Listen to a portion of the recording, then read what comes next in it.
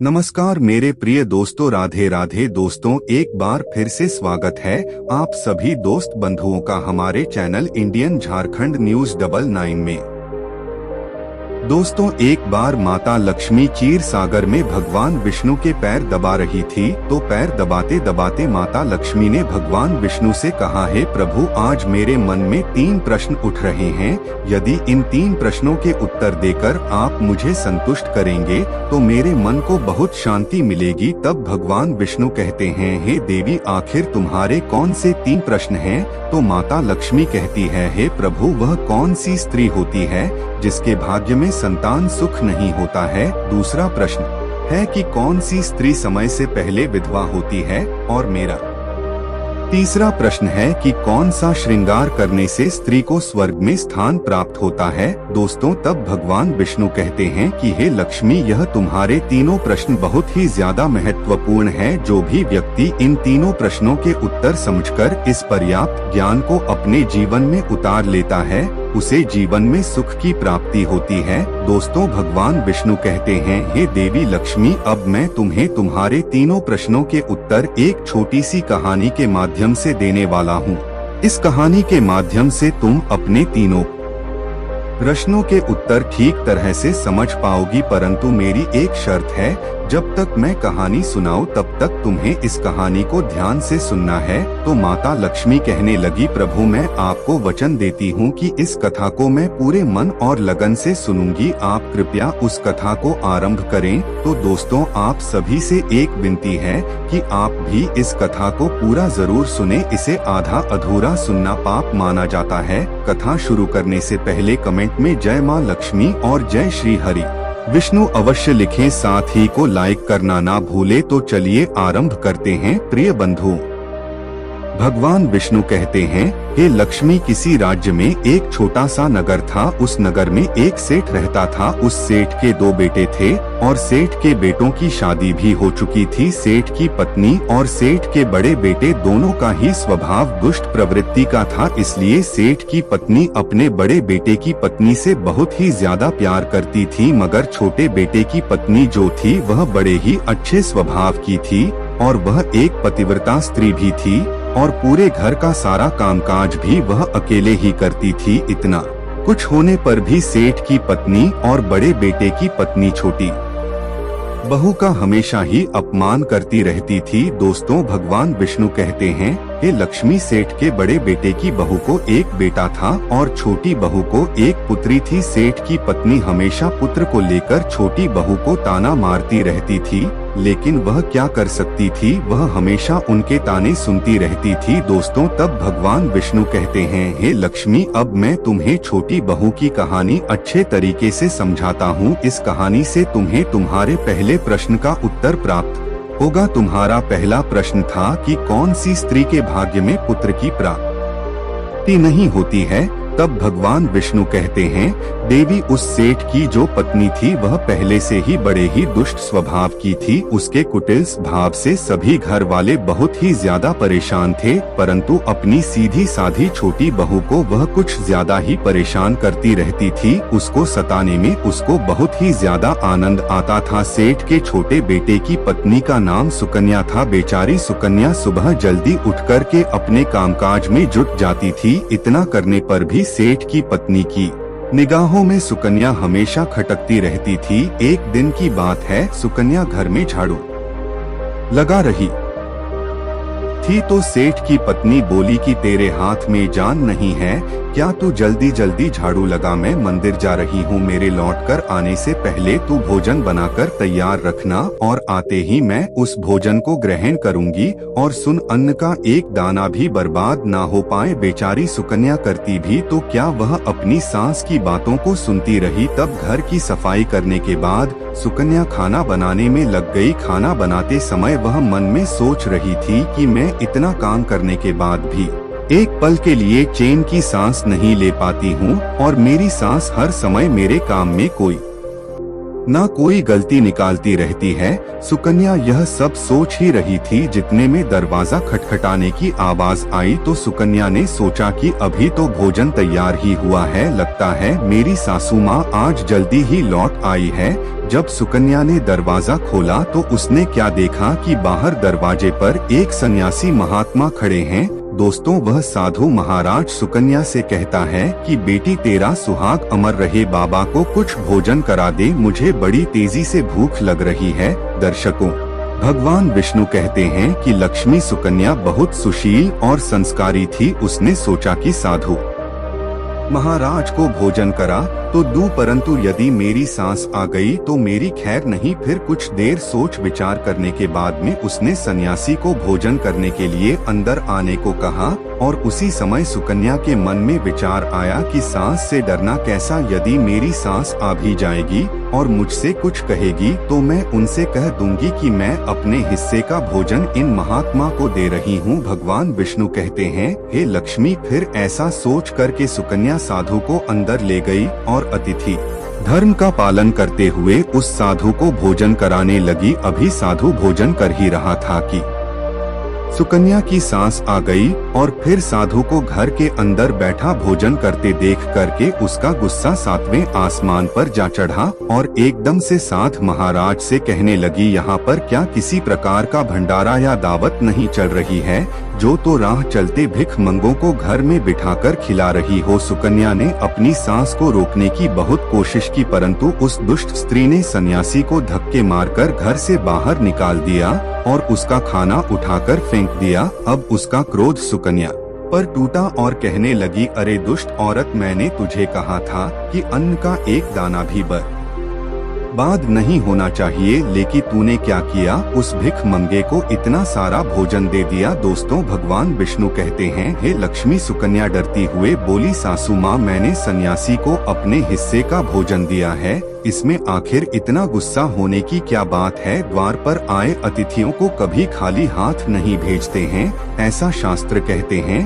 भगवान विष्णु कहते हैं, इस प्रकार काफी देर तक सास बहू की तकरार चलती रही। अंत में उस कुटिल सास ने सुकन्या को भी धक्के मार करके घर से निकाल दिया। अब वह बेचारी रोती हुई घर का दरवाजा पिटती रह गई, परंतु उसकी सांस पत्थर जैसी बन गई, उसका दिल नहीं पसीजा। अब सुकन्या के पास में एक ही रास्ता बचा था कि वह अपने मायके में लौट जाए। दर्शकों, भगवान विष्णु कहते हैं, हे लक्ष्मी। इस प्रकार सुकन्या दुखी होकर के अपने मायके के लिए निकल गई और बीच रास्ते में एक घना जंगल भी पड़ता था। सुकन्या भूख प्यास से तड़पती हुई अपने मायके के लिए चली जा रही थी, तभी अचानक जोरों से बादल गरजे और मूसलाधार बारिश शुरू हो गई। भगवान विष्णु कहते हैं, बारिश से बचने के लिए सुकन्या ने एक पेड़ की शरण ली, लेकिन वर्षा का वेग इतना तेज था कि बचना मुश्किल हो गया था। अब उसी पेड़ की जड़ में एक कोटर बना था। सुकन्या यह सोचकर उसमें घुस गई कि बारिश रुकने के बाद में वह बाहर निकल आएगी और जब तक वर्षा हो रही है वह कोठर के अंदर बारिश से अपनी सुरक्षा कर सकती है। दर्शकों, भगवान विष्णु कहते हैं, हे लक्ष्मी। जब सुकन्या उस पेड़ के कोटर में घुसी तो उस कोटर के अंदर उसे एक साधु मिले। फिर संत ने कहा, बेटी रोना बंद करो, मुझे मालूम है कि तुम्हारे घर वाले तुम्हारा अनादर इसलिए करते हैं कि वह दुष्ट प्रवृत्ति के हैं और तुम्हें ताना इसलिए मारते हैं कि तुम्हारी जेठानी को पुत्र की प्राप्ति हो गई है और तुम्हें अभी तक पुत्र की प्राप्ति नहीं हुई है, इसलिए तुम चिंता मत करो, मैं तुम्हें एक पर्ची देता हूँ। इस पर्ची में जो उपाय लिखा है उसे पूरी निष्ठा से करना और फिर तुम्हें एक गुणवान पुत्र प्राप्ति होगी। दर्शकों, इस प्रकार वह संत महात्मा पर्ची देकर वहाँ से अंतर्ध्यान हो गए। उधर जब वर्षा बंद हो गई तो सुकन्या को ढूंढता हुआ उसका पति वहाँ पर पहुँच गया और फिर सुकन्या मायके न जाकर उसी जंगल में एक कुटिया बनाकर रहने लगी। भगवान विष्णु कहते हैं, हे लक्ष्मी। एक दिन की बात है, सुकन्या को पुत्र का ख्याल आया और सोचने लगी कि यदि मेरे पास में भी एक पुत्र होता तो ससुराल में मेरी भी इज्जत होती। वह ऐसा सोच ही रही थी कि उसे संत की दी हुई वह पर्ची याद आ गई, और जब सुकन्या ने पुत्र प्राप्ति के लिए उस पर्ची को पढ़ा तो उसमें लिखा था कि बेटी, पुत्र प्राप्ति के लिए हमेशा स्त्री को रात्रि के समय पुरुष के बाईं तरफ सोना चाहिए। ऐसा करने से कुछ समय के बाद में बाईं कर लेटने से नाक का दाया स्वर और दाहिनी करवट लेटने से नाक का बाया स्वर चालू हो जाता है, और फिर जब भी पुत्र प्राप्ति की इच्छा हो तो उस स्थिति में मिलन से पहले यह निश्चित कर लेना चाहिए कि पुरुष का दाया स्वर चलने लगे और स्त्री का बाया स्वर चलने लगे। उसी समय गर्भ धारण किया जाना चाहिए। ऐसा करने से निश्चित ही पुत्र की प्राप्ति होती है, और इसके विपरीत नाक के स्वर चलने से पुत्री की प्राप्ति होती है। दर्शकों, पर्ची में आगे लिखा था कि मासिक धर्म शुरू होने के प्रथम 4 दिवस में मिलन से पुरुष रोग को प्राप्त होता है, 5वीं रात्रि में मिलन से कन्या की प्राप्ति होती है, 6ठी रात्रि में मिलन से पुत्र होता है, 7वीं रात्रि में मिलन से बंध्या पुत्री होती है, 8वीं रात्रि में मिलन से ऐश्वर्यशली पुत्र होता है, 9वीं रात्रि में मिलन से ऐश्वर्यशली पुत्री होती है, 10वीं रात्रि में मिलन से अति श्रेष्ठ पुत्र होता है, 11वीं रात में मिलन से सुंदर व अच्छे संस्कार वाली पुत्री होती है। दर्शकों, भगवान विष्णु कहते हैं, हे लक्ष्मी, इस प्रकार उस सुकन्या ने 10वीं रात अपने पति से मिलन किया और गर्भ धारण किया। अब सुबह स्नान आदि क्रिया से निवृत्त होकर के पूजा पाठ करके सुकन्या का पति लकड़ी काटने चला गया। उसके पति के जाने के बाद तूफान आ गया। अब सुकन्या की झोपड़ी तूफान में उड़ गई और भारी बारिशां होने लगी, और फिर सुकन्या बारिश से बचने के लिए एक पेड़ पर एक पता लिखती हैं। यह पता उसी कोटर का था जिस कोटर में सुकन्या बारिश से बचने के लिए पहले छुप गई थी, और सुकन्या ने पेड़ के ऊपर पता इसलिए लिखा था कि जब उसका पति वापस आए तो पेड़ पर लिखा हुआ पता पढ़ करके उसी कोटर के पास आ जाए। दर्शकों, भगवान विष्णु कहते हैं, हे लक्ष्मी, उधर सुकन्या उस कोटर में आकर छुप जाती हैं। जो कोटर एक पेड़ की जड़ में बना हुआ था, उस पेड़ के पास में 2 राक्षसी का निवास स्थान था। इधर तो वह सुकन्या वर्षा से बचने के लिए उस कोटर में छुपी हुई थी, और उधर वह दोनों राक्षसी बारिश से परेशान होकर के उस पेड़ की तरफ चली आ रही थी। फिर तो पेड़ के नीचे आकर के एक राक्षसी कहने लगी, अब तो चला भी नहीं जाता, वरना मन तो कर रहा था कि सोना टापू पर चली जाऊं। तभी दूसरी राक्षसी बोली, इसमें क्या बड़ी बात है, यह पेड़ हमें अभी उड़ा करके वहीं पहुंचा देगा जहां पर सोने का टापू है। दर्शकों, ऐसा कहकर कि वह दोनों राक्षसी पेड़ की शाख पर बैठ गई और पेड़ एकदम से उड़ने लगा। उधर थकी हारी सुकन्या कोटर में छुपी हुई थी। कोटर में घुसते ही सुकन्या को नींद आ गई थी, लेकिन पेड़ के उड़ने से लगने वाले झटकों से सुकन्या की नींद खुल गई और पेड़ को उड़ता देखकर कि वह एकदम से घबरा गई। दर्शकों, जब सुकन्या ने कोटर से बाहर देखा तो पेड़ की डाल पर 2 राक्षसी बैठी थी। अंततः सुकन्या ने परिस्थिति के साथ समझौता किया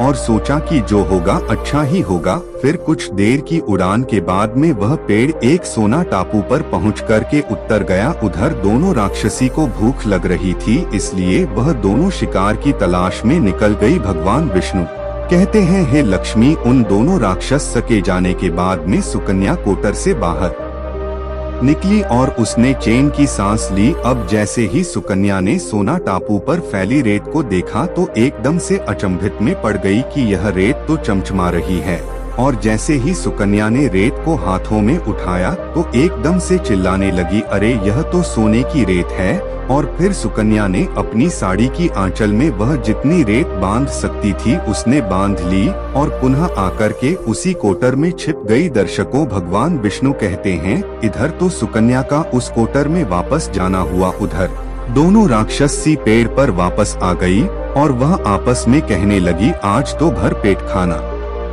खाकर के पूरी तृप्ति हो गई, अब चलो वापस लौट चलते हैं हम जहां से आए थे।